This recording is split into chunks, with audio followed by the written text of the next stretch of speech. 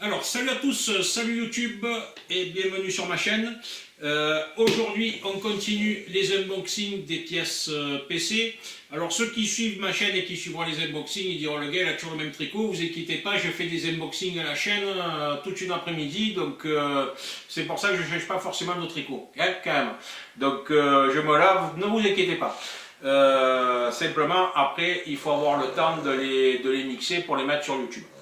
Alors aujourd'hui on va faire l'unboxing de la Corsair VS 650, donc qui est une alimentation 650 watts. Hein, allez, on y va. On va voir ce qu'il y a dans la boîte. Alors c'est une alim qui est 80+.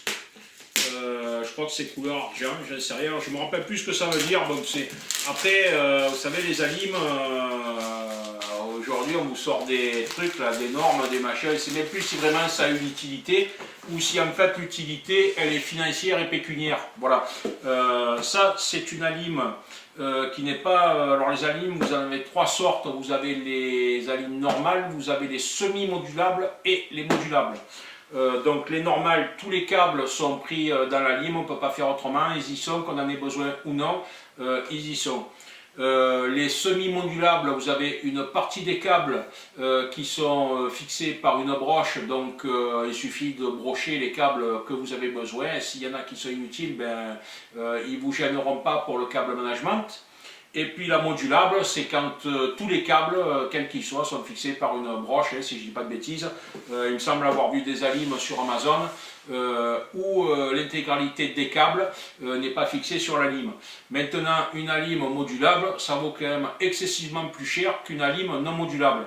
Celle-là, je l'ai payée 53 €. Comme j'expliquais dans la vidéo de présentation du PC, lorsqu'on va faire l'unboxing de la tour, on va voir que la tour, par exemple la mienne je crois, est équipée d'un cache.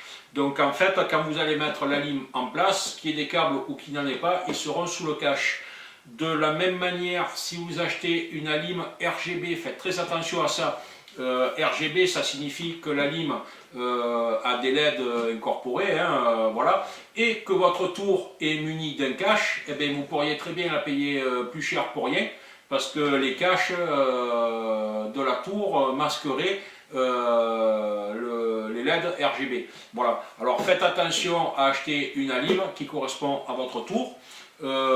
Surtout, moi, ce que j'ai fait, j'ai pris une alim d'une capacité un petit peu supérieure à la demande, c'est-à-dire que une alim de 500 watts aurait largement suffi pour mon PC. Alors, comme je veux faire un PC évolutif dans l'avenir, je ne sais pas ce que je suis susceptible d'y rajouter, donc j'ai pris une alim de 650 watts, en tenant compte également que tout ce qui est processeur et autres est de moins en moins énergivore. C'est-à-dire que là où avant il vous aurait fallu une alim plus puissante, eh bien, au plus ça va, au plus les pros sont puissants, mais au moins ils consomment d'énergie. Voilà. Bon. Donc si vous voulez, ça ne sert à rien de mettre une alim de 1000 watts, 1500 watts, 1800 watts comme on voit des fois sur un PC comme celui que je suis en train de monter. 500 watts suffisent largement. Vous prévoyez juste une petite marge de 150 watts.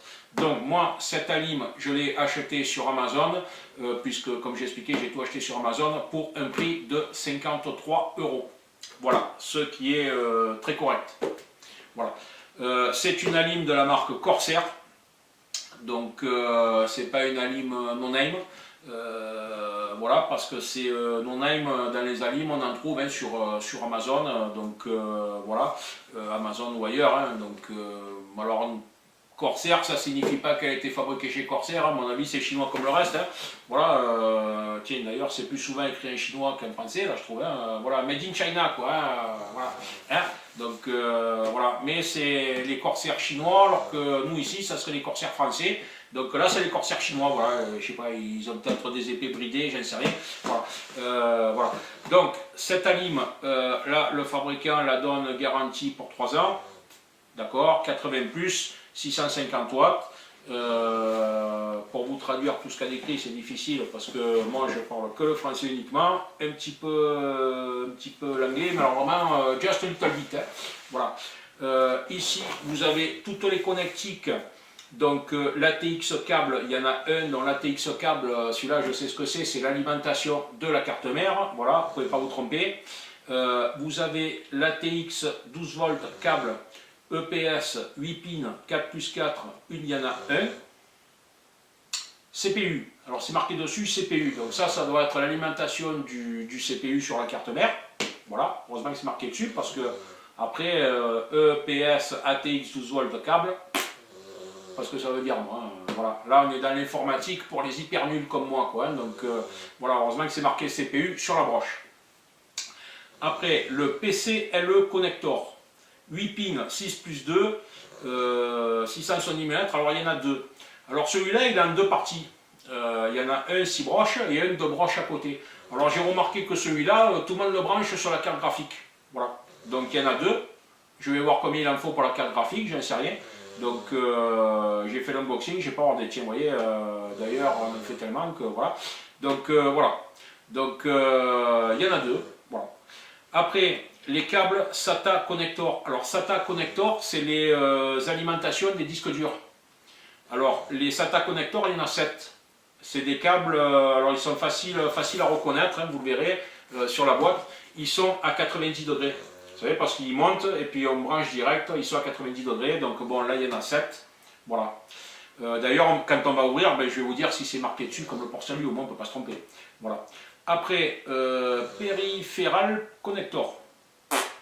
Il y en a deux. Et à quoi ça sert? Aucune idée. Et après, on a une fois le floppy connector. Alors celui-là, le floppy connector, je vais le traduire sur Google, je vais voir ce que ça donne. On verra bien. Pareil pour le périphérique, je sais pas, j'ai essayé. Bon, voilà. Donc on trouvera au moment de monter le PC où ça se branche. On va pas finir rigoler. Alors ça, il faut bac plus 5 pour ouvrir. Voilà, c'est un petit peu. Ah, oh, d'accord. J'ai rien dit. Au lieu de s'ouvrir comme ça s'ouvre comme ça. Donc bac plus 4, ça suffit. Alors, important, information. Encore un truc qui est écrit tout petit pour les gens comme moi qui portent des lunettes, c'est vachement pratique, quoi. Donc, tant j'irai voir sur le site à Corsair s'ils ont une version écrit plus gros en informatique. Donc là, on a un câble d'alimentation, rien de bien spectaculaire. Et là, alors là, on a les vis de fixation. Alors les vis de fixation, il y en a 4, hein, il n'y en a pas 5, hein. Des fois vous en perdez une, on ne sait jamais, donc voilà. Alors au moment du montage du PC, moi ce que je vous conseille, c'est de rien sortir des sachets, vous laissez tout comme ça, et vous les sortez uniquement au moment où vous en avez besoin, quoi, hein, parce que franchement, c'est pas pour le prix d'une vis fabriquée en Chine, quoi, ils auraient pu en mettre une de plus. Et ici, donc nous avons la lime, donc vous voyez ce que je vous disais, c'est une lime qui n'est pas modulable, donc tous les câbles sont rattachés à la lime elle-même. Voilà. Donc là je vais pas vous les détacher, ça ne servira à rien.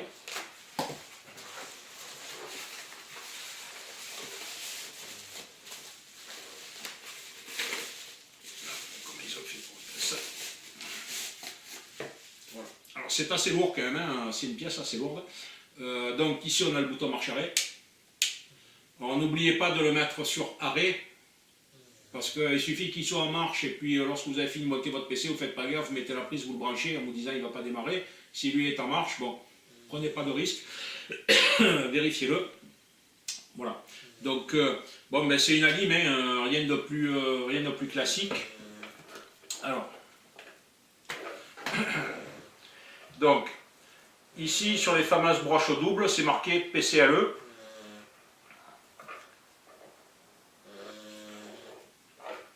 Celle-là c'est cool parce qu'il n'y a rien d'écrit. Voilà. C'est pas quoi elle sert. Là c'est les fameuses broches SATA. Ça c'est la broche. Alors les SATA elles sont en série là. Hein, donc vous les avez là. En fait quand vous avez déplié le câble, elles sont les unes après les autres. Hein, voilà. Alors PCLE. Donc PCLE il y en a deux bien évidemment. Puisqu'ils en annoncent deux. Alors CPU. Donc CPU, c'est l'alimentation du CPU, donc du microprocesseur, hein, le Ryzen. Enfin, toutes les broches quand même ne sont pas, pas toutes écrites. Hein. Celle-là, la petite, on ne sait pas à quoi elle sert. Voilà. Faudra quand même regarder sur la notice. Donc la petite, c'est là.